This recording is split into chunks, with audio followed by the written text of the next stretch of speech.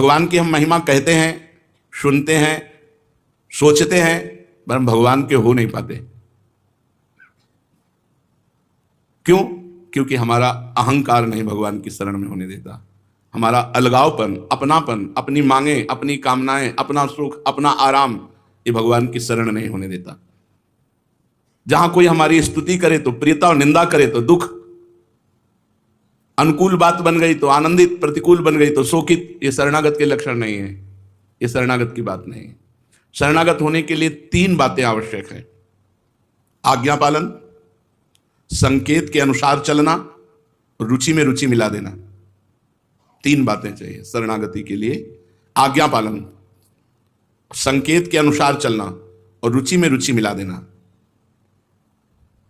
पहला है आज्ञा पालन। संकोच, लाभ दृष्टि, कर्तव्य, इन सब में नहीं।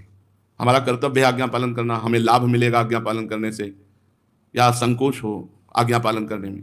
हमें ये नहीं देखना कि आज्ञा क्या कर रहे हैं, इससे हमारा लाभ होगा कि नहीं, ये धर्ममयी है कि नहीं, या कर्तव्य है कि नहीं, कुछ नहीं।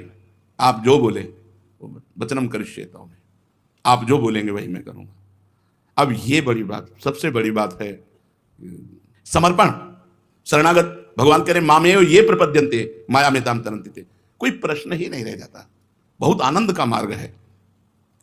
आज्ञा पालन में 3 बातें: संकोच नहीं, लाभ दृष्टि नहीं, ये लाभ है कि हानि है, और कर्तव्य दृष्टि नहीं। भाई हम हमारे गुरु हैं, अब आज्ञा पालन, आज्ञा की तो हमारा कर्तव्य कर, नहीं, ये भी बुद्धि नहीं।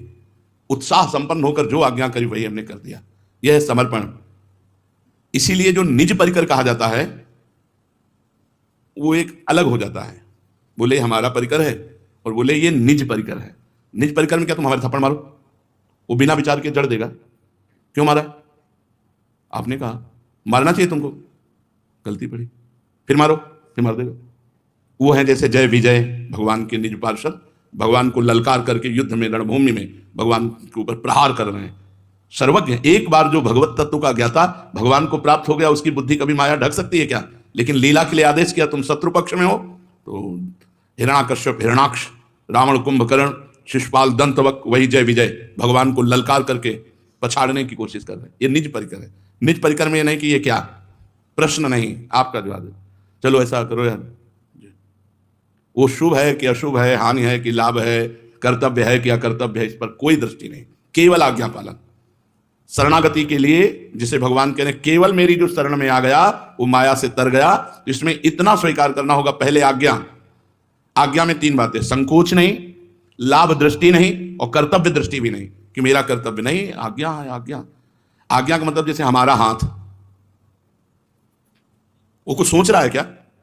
हाथ कुछ सोच रहा है क्या? तो आप हमारे हाथ हो, सोचने की जगह तुम्हें नहीं है, जो आज्ञा हुई बस वही हम करने लगे।